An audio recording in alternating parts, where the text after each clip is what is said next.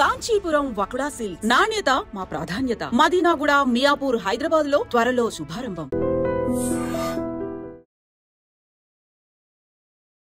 Welcome to our channel. బంగారం గురించి ఒకసారి చూద్దాం. భారతదేశానికి బంగారానికి విడదీయలేని సంబంధం ఉందనుకోవచ్చు, ఒక బంధం ఉందనుకోవచ్చు. ఒక రకంగా ప్రపంచంలో భారతీయులు వినియోగించినంత బంగారాన్ని వేరే దేశస్తులు వాడరు. మనమే ఎక్కువ గోల్డ్ మీద ఇంట్రెస్ట్ చూపిస్తాం. ఎందుకంటే ఆర్నమెంట్స్ కానీ యూసేజ్ ఎక్కువ చేస్తాం వేరే దేశాల కంటే, ఫస్ట్ నుంచి కూడా. ఇప్పుడు కానీ కొన్ని దేశాలు ఇప్పుడిప్పుడే కొన్ని చిన్నగా ఇన్వెస్ట్మెంట్ స్టార్ట్ చేసినాయి. కానీ పుట్టిన పిల్లల దగ్గర నుంచి పెళ్ళిడికి వచ్చిన ఆడపిల్ల వరకు ప్రతి వాళ్ళకి బంగారం లేనిదే ఏ శుభకార్యం కూడా ఉండదు కదా. సో అది మనకి సాక్షాత్తు లక్ష్మీదేవితో సమానం. సో డెఫినెట్గా అందుకని అందరూ బంగారం మీద ఇన్వెస్ట్మెంట్ చేస్తారు. ఏటా టన్నుల కొద్దీ బంగారం దిగుమతి అవుతూ ఉంటుంది ఇండియాకి. దేశంలో ఆర్థికంగా కుదేలైన మరేదైనా పెను సవాళ్ళు కూడా ఎదుర్కోవాల్సి వచ్చినప్పుడు ఈ బంగారమే సేవ్ చేస్తుంది అనుకోవచ్చు ఒక రకంగా. అందుకనే మనం ఎక్కువ గోల్డ్ కొంటాం. మనల్ని చూసి వేరే దేశాలు కూడా గోల్డ్ కొని రిజర్వ్ చేస్తూ ఉన్నాయి. అది ప్రభుత్వాలు కూడా నమ్ముతూ ఉన్నాయి. అందుకే గోల్డ్ అలా పెరుగుతూ ఉంది. భారత్ ఇటీవల ఏకంగా 100 టన్నుల బంగారాన్ని ఇండియాకి మనం ఆల్రెడీ కొన్ని వేరే లండన్లో పెట్టింది మనం వెనక్కి తీసుకొని వచ్చాం ఆ గోల్డ్ని. అట్లానే లాస్ట్ 3 months 4 months బ్యాక్ 74 టన్నులు మళ్ళీ మార్కెట్లో కొని రిజర్వ్ చేసాం. సో ఎక్కువ అవకాశం వచ్చినప్పుడల్లా ఎక్కువ టన్నులు మనం కొనుక్కొని రిజర్వ్ చేస్తున్నాం. అది ఎప్పుడైనా ఆపత్కాలం ముందు మనకి ఇదవుతుందని మన ప్రైమ్ మినిస్టర్ మన్మోహన్ సింగ్ కానీ పివి నరసింహరావు కానీ వాళ్ళు చేసిన ఇదిని బట్టి డెఫినెట్గా అది వాళ్ళు ఆ రోజున మంచిగా చేశారు. దానివల్ల చాలా ఇబ్బందుల నుంచి మనం బయటకు వచ్చాం. సో దాన్ని చూసి మనమే కాదు ఇతర దేశాలు కూడా ఫాలో అవుతున్నట్టుంది. అందుకే ఎక్కువ గోల్డ్ రిజర్వ్ చేస్తున్నట్టు అనిపిస్తోంది. అంటే బంగారం ధర 80,000 దాటినా కానీ కొనుగోలు మాత్రం ఆగట్లేదు. కంటిన్యూగా కొంటూనే ఉన్నారు. అవసరం కదా, అవసరమైనప్పుడు కొంటూనే ఉంటారు. అంతలా గోల్డ్కి డిమాండ్ ఉందనుకోవచ్చు ఒక రకంగా. అంటే షాకింగ్ విషయం ఏంటంటే బంగారు నిల్వలు అధికంగా ఉన్న దేశాల్లో పోలిస్తే భారత్ ఇప్పటికీ 7వ స్థానంలో ఉంది. గోల్డ్ నిల్వలో అగ్రరాజ్యమే. USA main. వాళ్ళే తిరుగులేని రారాజుగా ఉన్నారు ఇప్పటికీ. 2024 సెప్టెంబర్ నాటికి అమెరికా వద్ద 8,133 మెట్రిక్ టన్స్ ఉన్నాయి బంగారు నిల్వలు. సో ప్రతి ఏటా మళ్ళీ పెంచుకుంటూనే ఉంటుంది. సో ఎక్రూడ్ చేస్తూనే ఉంటుంది. వాళ్ళకి సర్ప్లస్ వచ్చినప్పుడల్లా గోల్డ్ మీద కొంత పర్సంటేజ్ ఇన్వెస్ట్మెంట్ చేస్తూనే ఉన్నారు, పెంచుకుంటూనే ఉన్నారు. సో మరింత తిరుగులేని శక్తిగా అమెరికా రాజ్యం ఎదిగే ప్రయత్నం చేస్తుందన్నమాట. అంటే వాళ్ళే ముందుండాలి. ఎక్కువ ఆపత్కాలం ముందు ఏమన్నా వచ్చినప్పుడు వాళ్ళకి డెట్ కూడా ఎక్కువ. ఆ డెట్ని కంట్రోల్ చేసుకోవాలన్నా గోల్డ్ రిజర్వ్స్ ఎక్కువ ఉండాలనే ఉద్దేశంతో వాళ్ళు ఇమీడియట్ క్యాష్ కాబట్టి లిక్విడిటీ ఉంటుంది కాబట్టి గోల్డ్ని ఎక్కువ చేస్తారు అనుకోవచ్చు. అంటే యుఎస్ తర్వాత 2వ స్థానం చూస్తే జర్మనీ ఉంది. జర్మనీ వద్ద 3,351 అంటే 3,351 టన్నులు బంగారం నిల్వలు ఉన్నాయి.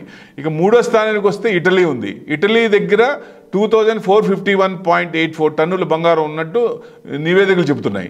4వ స్థానంలో ఫ్రాన్స్ ఉంది. ఉండగా దేశ రిజర్వ్ బ్యాంక్ వద్ద 2,436 టన్నుల మెట్రిక్ టన్ బంగారం గణాంకాలు చెబుతున్నాయి ఉన్నట్టు. ఆ తర్వాతి స్థానంలో చైనా కూడా 2,264 టన్నులు స్టోర్ చేసుకుంది. అది కూడా చిన్నగా మనల్ని చూసి వాళ్ళు కూడా గోల్డ్ రిజర్వ్ పెంచుకుంటా ఉన్నారు. ఈ మధ్యనే కొంచెం ఎక్కువ చైనా పెంచుకుంది అనుకోవాలి. స్విట్జర్లాండ్ కూడా 1,039, తైవాన్ 400. తైవాన్ ఏమో 422 టన్నులు ఉంటే పోలాండ్కి ఏమో 419.70 టన్నులు బంగారం నిల్వ చేసుకున్నాయి. చివరిగా 7వ స్థానంలో మనం ఉన్నాం.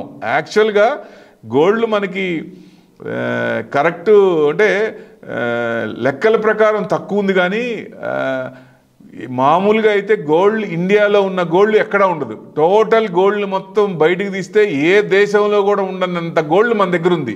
సో ఈ ఫ్యూచర్లో అతి తొందరలో గోల్డ్ గురించి ఒక పాలసీ వస్తుంది గవర్నమెంట్ నుంచి. ప్రతి బంగారం మన దగ్గర ఉన్నది చూపించాల్సి వస్తుంది.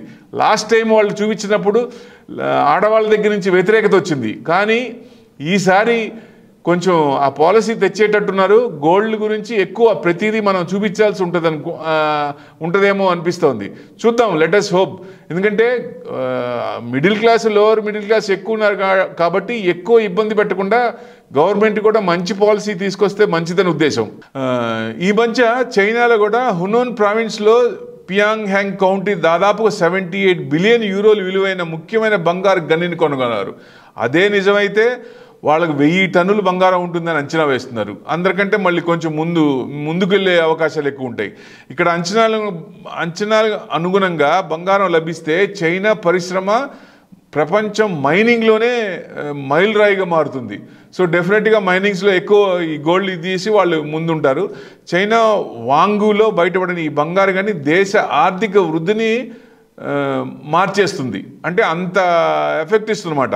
ఈ స్థాయి నిలువ సాధ్యమైతే హునాన్ ప్రావిన్స్ ప్రపంచ మార్కెట్లోనే ప్రధాన పాత్రధారిగా ఎదగవచ్చు. చైనా ఈ రకంగా ఎదిగితే మిగతా వాళ్ళకి ఇబ్బంది. ఎందుకంటే ఆయనకి కొంచెం డిస్ట్రక్షన్ మోడ్లో ఉంటాడు, కన్స్ట్రక్షన్ మోడ్లో ఉండరు కాబట్టి చైనా డెఫినెట్గా మనం ఇది తట్టుకోవాలంటే గోల్డ్ కూడా మనం కూడా సాధ్యమైనంత వరకు నిల్వలు పెంచుకుంటేనే మంచిది. పెంచుకోకపోతే ఫ్యూచర్లో ఇబ్బంది వచ్చినప్పుడు మనం ఇబ్బంది పడాల్సి వస్తుంటుంది. సో ఇట్లాంటివన్నీ చూసుకొని వాళ్ళు చైనా ఏం చేస్తుందో దాని ప్రకారం వాళ్ళకంటే ఎక్కువ మన దగ్గర కూడా గనులు ప్రయత్నిస్తున్నారు.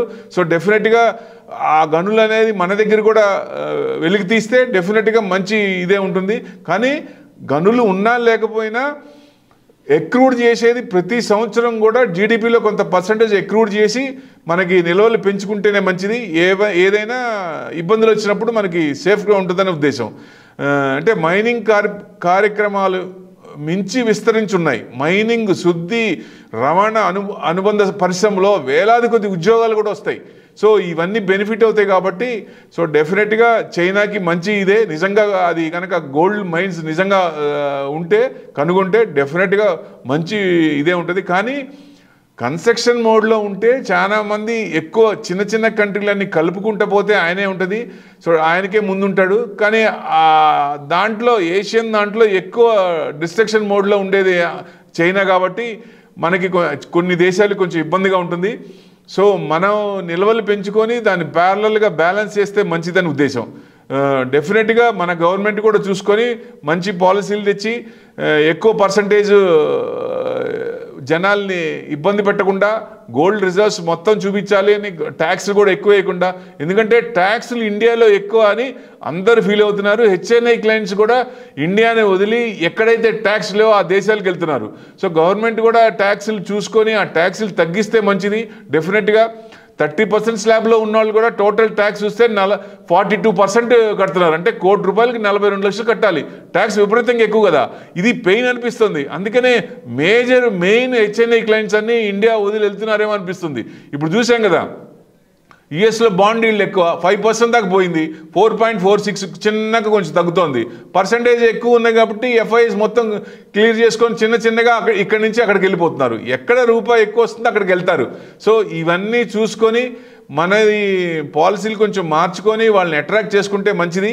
ఈ గోల్డ్ కూడా రిజర్వ్స్ పెంచుకుంటే డెఫినెట్గా మనకి ఫ్యూచర్లో ఎవరి నుంచి కూడా ఆపద వచ్చే అవకాశాలు తక్కువ ఉంటాయి. Thank you very much.